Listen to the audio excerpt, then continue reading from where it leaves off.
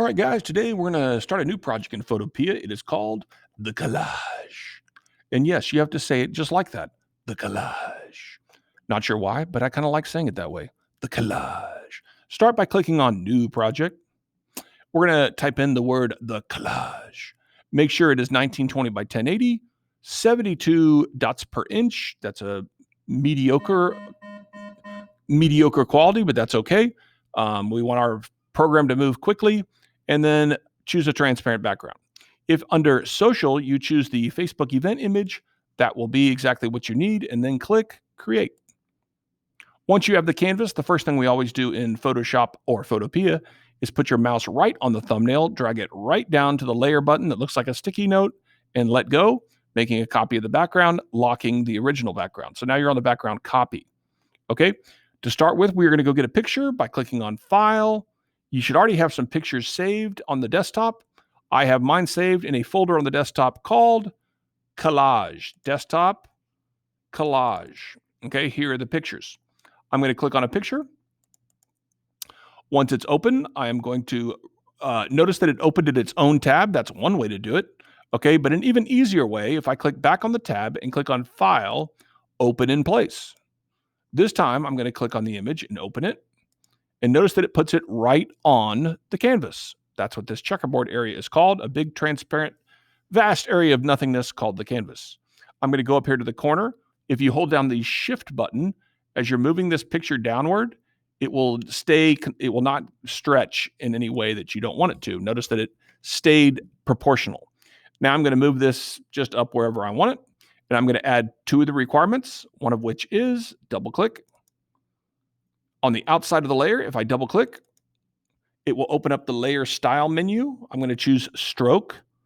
But not only do I have to check stroke, but I have to click on it. And once I click on it, the requirement is you have to have an inside stroke, not outside, inside. You can make it whatever size you want. You can make it whatever color you want.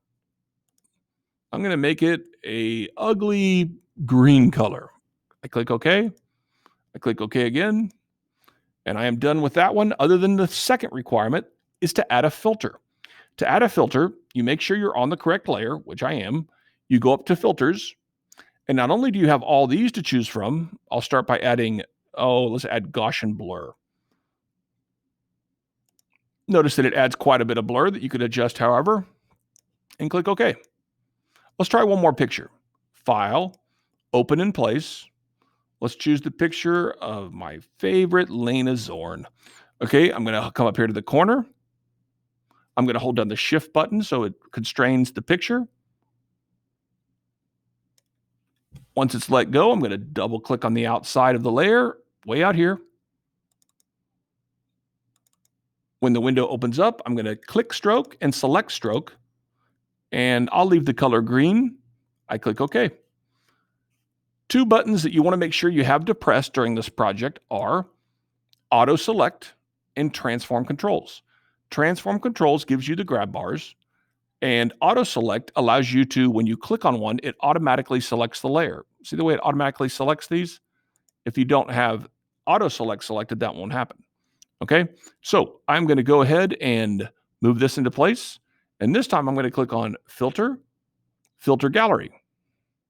Notice that it adds all these cool, different effects.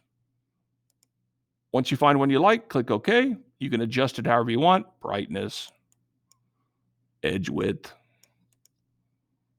and then click OK.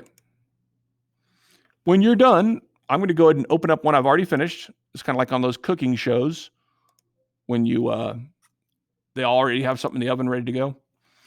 Here's the one I already did. Notice that I have 10 pictures, all with strokes, inside strokes, all with filters, and my name with a shadow behind it. If I go back to the requirements and I click on the project, 1920 by 1080, yes. 72 resolution, yes. Transparent background, yes. 10 photos, yes.